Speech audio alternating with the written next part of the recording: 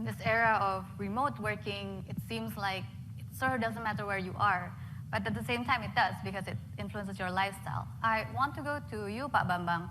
Building a city from scratch is difficult enough, but I want to ask you, how then do you get people to come? How do you build a thriving community in Nusantara? Very good questions, because a couple of things. First of all, if somebody would like to move to one area, he has to be comfortably living in that area, right? So for those who are going to move in the Nusantara capital city, there will be, for example, first, health facilities. It must be available at the first place. If somebody has a stomach ache, for example, he knows exactly, or she knows exactly where she goes, for example. Second one, education facilities. I think this is very, very important for those who would like to raise the children in that city. The third one, of course, the amenities, the day-to-day errand. Yeah? And the fourth one is, there is some branding of the city that can attract people to come to Nusantara. So if I compare with my two colleagues here, the number of population that we will have, I think we only have 1.7 to 1.9 million people in 2045, based on our natural carrying capacity. So Pak Anies and Pak Ridwan Kamil has more than 5 million. There's a famous song in Indonesia right now, Ojo dibandingke, katanya. Please don't compare this one. Yeah? But for the 1.7 to 1.9 million people, we want that they enjoy the life there, right?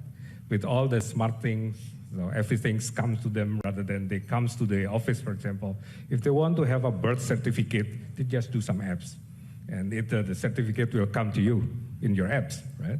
If they want to go errands, they can also do some apps, digital things, right? And we have also 10-minute cities, meaning that in 10 minutes, all the urban citizen has to be able to reach some destinations, for example, schools, a market or small kiosk, and also the transit point. So we learn from all the experience from my two colleagues here. Yeah? And please don't imagine this as a city in 2025 or 2030. Imagine a city in 2045. Yeah? At the time, we have a 10-minute city. We have the driverless car who will serve as the public transport in the backbone area. We encourage people not to have vehicles on that area. There will be what we call the uninterrupted pedestrian lane that connected all the corner of the city. We call it the Titian Warga, because we believe that pedestrian and walking is the best way to sort of like do some activities in the city. And in Monday we will have also some MOU with some Korean company to have the unmanned aerial mobility.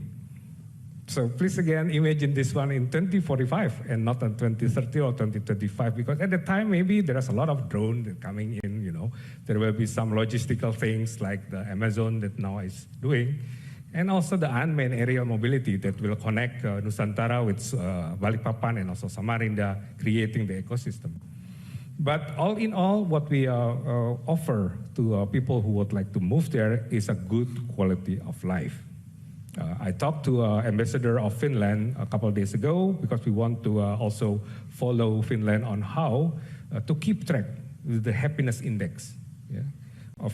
Maybe we only know that Bhutan is the one that used the gross happiness index, but the best or the most happy country in the world is actually Finland, right? So how we can keep track the level of happiness of our citizens there. So there is a lot of things that we try to do at the first place, and we set the system right.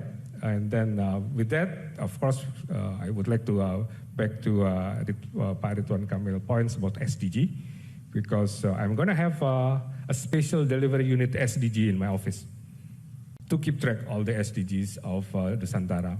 And we would like also to have, for the happiness things, there will be a chief experience officer in my office. to again, to try to understand, to have a feedback from the urban citizen, what kind of experience that they are now experiencing, and what will be their sort of like needs to make them happy in the future. Yeah, so some of the innovations will be there. This is going to be 2045, not 5 to 10 or 15 years, but 2045. And we love also to hear from any audience some ideas, for example, even the wild ideas on how we make this city really livable city, a sustainable forest city that gives happiness, comfortability, and also easiness for everybody to live in Nusantara. Very exciting.